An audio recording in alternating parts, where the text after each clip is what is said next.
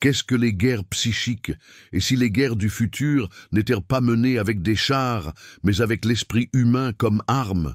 Cela ressemble à de la science-fiction, mais depuis des décennies, des gouvernements du monde entier, y compris les puissants États-Unis et même le Brésil, seraient plongés dans des expériences secrètes avec la télépathie, la manipulation mentale et même la vision à distance.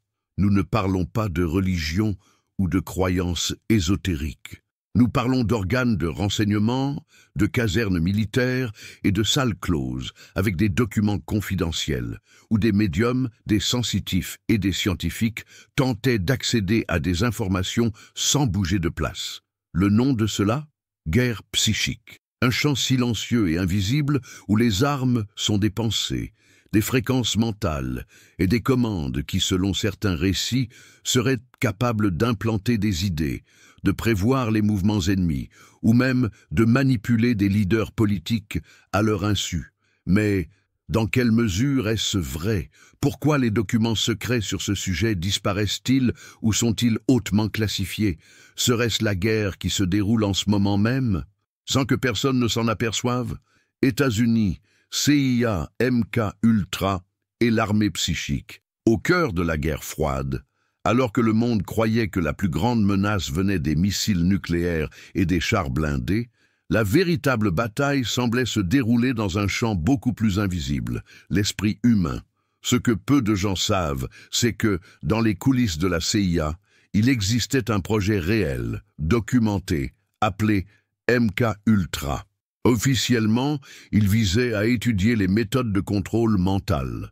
En pratique, il impliquait des tests avec le LSD, l'hypnose, la privation sensorielle et la torture psychologique. L'objectif était unique, créer un être humain capable d'être manipulé, commandé, modelé mentalement comme une marionnette sans fils. Mais ce n'était que le début. Dans les années 70, le gouvernement américain a commencé à financer une autre expérience encore plus bizarre, le remote viewing, ou vision à distance. Des soldats étaient entraînés à visualiser des lieux secrets à distance, à accéder à des installations ennemies sans sortir d'une pièce et à espionner avec l'esprit. Cela a culminé avec l'énigmatique projet Stargate, où des voyants et des paranormaux étaient officiellement recrutés pour des missions psychiques, y compris la localisation d'otages, de sous-marins soviétiques et d'armes cachées. Des rapports non confirmés suggèrent qu'à au moins 2 reprises, les voyants américains auraient identifié avec succès des bases militaires soviétiques. Et plus encore, ils auraient tenté d'accéder mentalement aux secrets de gouvernements latino-américains, y compris le Brésil. Jusqu'où ces récits sont-ils vrais? Peu de documents officiels ont survécu. Beaucoup ont été classifiés, brûlés ou ont tout simplement disparu. Mais une chose est certaine. Les États-Unis ont investi des millions de dollars pendant des décennies dans quelque chose qui, à ce jour, est considéré comme tabou. Et s'ils ont tant investi, c'est peut-être parce qu'ils ont découvert quelque chose qu'ils n'auraient pas dû. Brésil. Renseignement paranormal pendant la dictature et aujourd'hui. Alors que les États-Unis testaient l'esprit comme arme secrète, le Brésil semblait également suivre des chemins occultes, loin des yeux de la population. Pendant le régime militaire, des rumeurs ont circulé selon lesquelles le SNI, Service national d'information, et des secteurs des forces armées testeraient des formes alternatives d'espionnage, y compris la consultation de médiums, de radiesthésistes et de voyants. Des sources non officielles et des récits étouffés suggèrent que les autorités militaires ont cherché une aide paranormale à des moments décisifs, comme lors de disparitions mystérieuses, de menaces d'attentats et même pour tenter de prévoir des actions subversives. Il n'existe pas de documents publics qui le confirment, mais il y a des témoignages qui indiquent que quelque chose d'inhabituel se passait en coulisses. L'un des noms qui revient souvent dans ces murmures est celui de Chico Xavier, un médium respecté, suivi par des millions de personnes, mais aussi objet de curiosité de la part de généraux et de présidents de l'époque. Certains disent qu'il aurait été consulté secrètement par des autorités de haut rang, D'autres affirment que des lettres psychographiées ont même circulé au sein des cabinets du pouvoir, influençant des décisions sensibles. N'était-ce qu'une légende ou une partie d'une stratégie silencieuse pour comprendre l'invisible? Outre le spiritisme, il existe des indices que la radiesthésie, une technique de perception par les pendules et les champs énergétiques, a été utilisée par des membres du renseignement lors d'enquêtes sur le terrain, de recherche de personnes et d'analyse d'environnements considérés comme instables. Certaines de ces pratiques ont été niées par la suite, d'autres simplement ignorées. Aujourd'hui, on en parle peu ou pas du tout, mais la question demeure.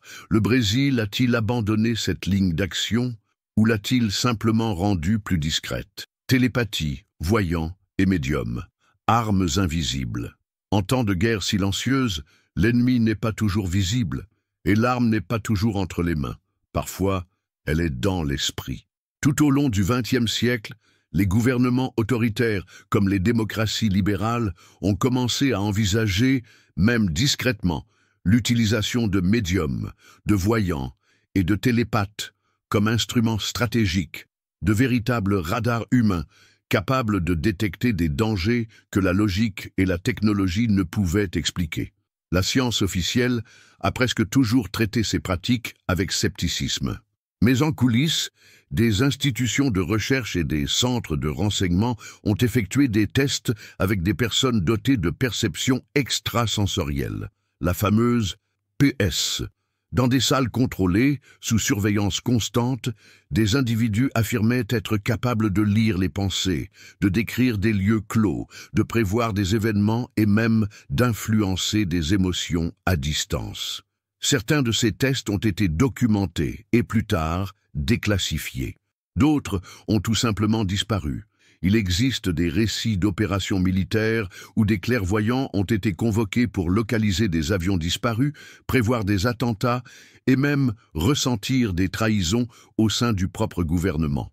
Dans des pays comme la Russie, la Chine, les États-Unis, l'Iran et même le Brésil, des histoires non confirmées font état de médiums qui ont aidé à anticiper des événements, à retrouver des corps disparus et même à intercepter des messages codés.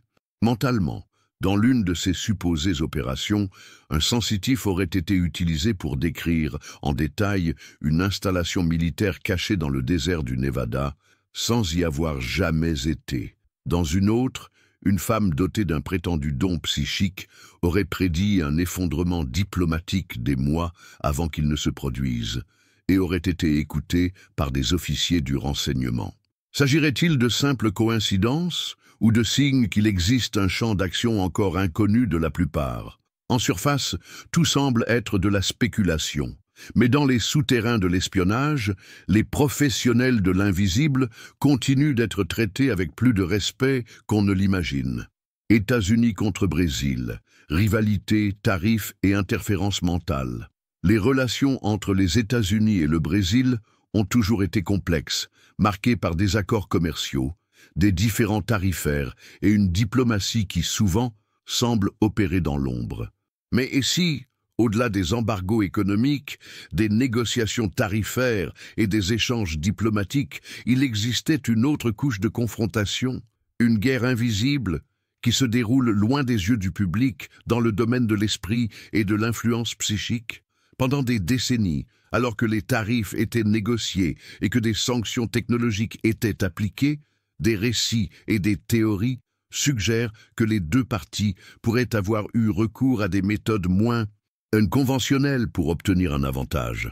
L'influence sur les dirigeants, la manipulation des décisions stratégiques et même les interférences mentales sur des figures clés auraient été explorées en coulisses de la politique internationale.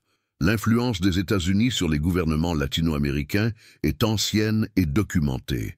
Mais au-delà des formes traditionnelles de pression économique, militaire et diplomatique, des mécanismes invisibles, comme l'espionnage psychique, auraient-ils joué leur rôle?